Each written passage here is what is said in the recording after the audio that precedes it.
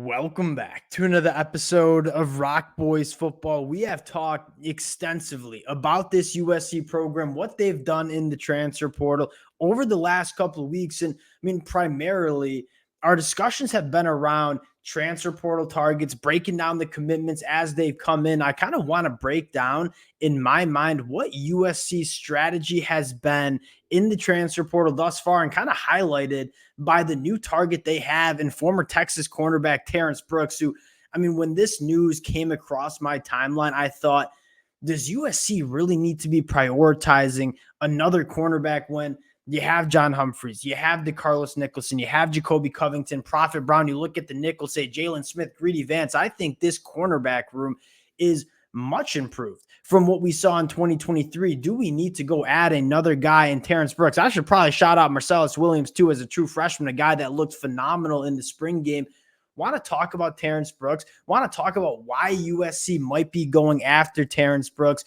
Really excited to get into it. Before we do, and as always, number one, and most importantly, I would love to hear from you guys in the comment section. I might say some things that you guys agree with, disagree with. Would love to hear some feedback from you guys in the comment section. And if y'all do enjoy the content, consider subscribing to the channel. To the USC fans, y'all know I love talking this program, and the amount of support, all the fight-ons, that stuff means the absolute world. I can't thank you guys enough. If y'all do enjoy the content, consider subscribing to the channel. And without further ado, let's get into really what I think has been USC's strategy in the transfer portal. And it starts with not overpaying for guys in the portal, right? And you look at Derek Harmon, Dominic Williams, you start hearing the rumors about how much money and resources, I guess you'd say, that's really getting thrown around at some of these guys on the inside of the defensive line. And I think Lincoln Riley's sitting there and saying, why would we shell out that much money for a guy that's going to be within this program for about 6 months, right? He's going to come into the summer. He's going to play in the 2024 season and then going to the NFL draft. And you look at some of the comments that Brian Kelly said, and I think USC and Lincoln Riley, probably share a lot of those sentiments. Why did they not even make a run at a guy like Dominic Williams? Because I think it came out in terms of what Dominic Williams wanted at his next school in terms of NIL recruiting resources. And I think Lincoln Riley said, we're not going to overpay for guys. And we know that we need to address the inside of the defensive line. We're not going to get necessarily desperate to do so. And so you look at a guy in Terence Brooks kind of popping up and saying, all right, why is USC potentially going after Terence Brooks? I want to dive into him, but I think you look at this USC secondary and say, hey, we feel really good. What is this message I think Lincoln Riley's sending is, we're going to look to make this roster better really any way possible. Now, do I necessarily think that USC should be going kind of full force on Terence Brooks when I think there are some other guys on the inside of the defensive line that are still out there that I think would be really good ads?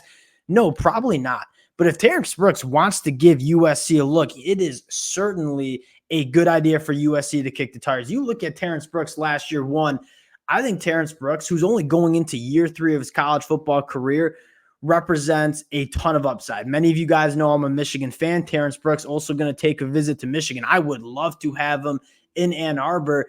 This is a guy that you take a look at last year, 45 targets, only 20 catches allowed, less than a 50% completion percentage when targeted. He had 3 interceptions. The number I probably like the most, missed tackle rate of 4.2%. This is a long cornerback that's physical at the line of scrimmage. He's a phenomenal tackler, and quite frankly, a lot of Texas fans would agree with this.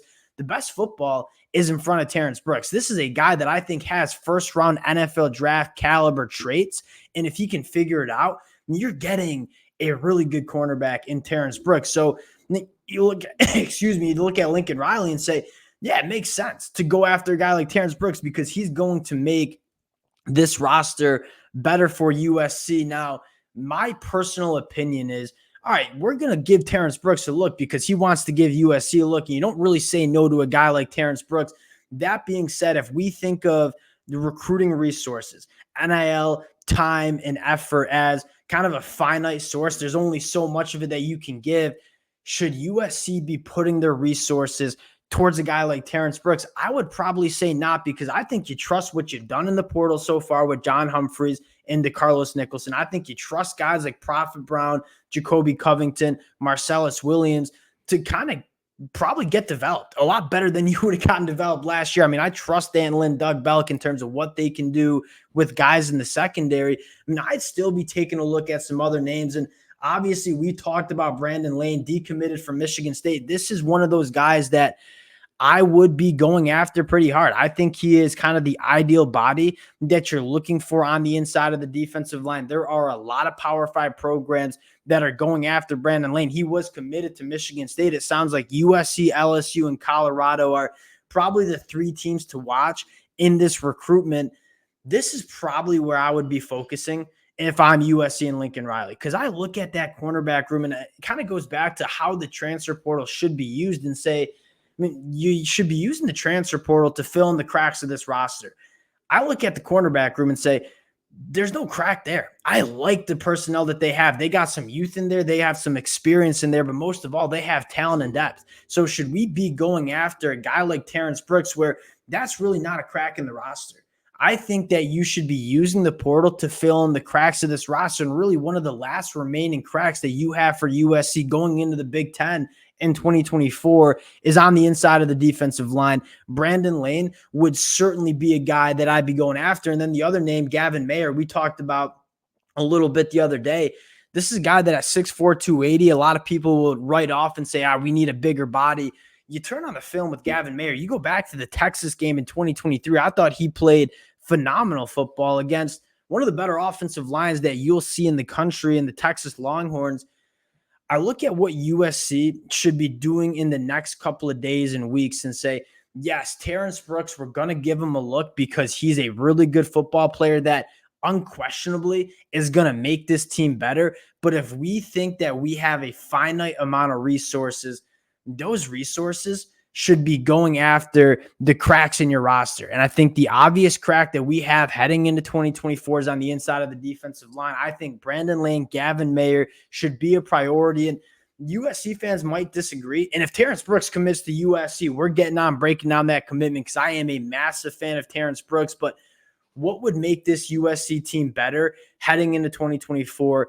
Terrance Brooks or Gavin Mayer and Brandon Lane? I don't think many USC fans are going to argue that grabbing those 2 bodies on the inside of the defensive line are probably the better targets for USC. Would love to hear from you guys in the comments section. We kind of kicked around a lot of different targets. We haven't really dove in to the USC strategy in the portal. Would love to hear some of your thoughts in the comments section. Appreciate you guys rocking with the fellas. If y'all do enjoy the content, consider subscribing to the channel, and we'll talk to y'all later.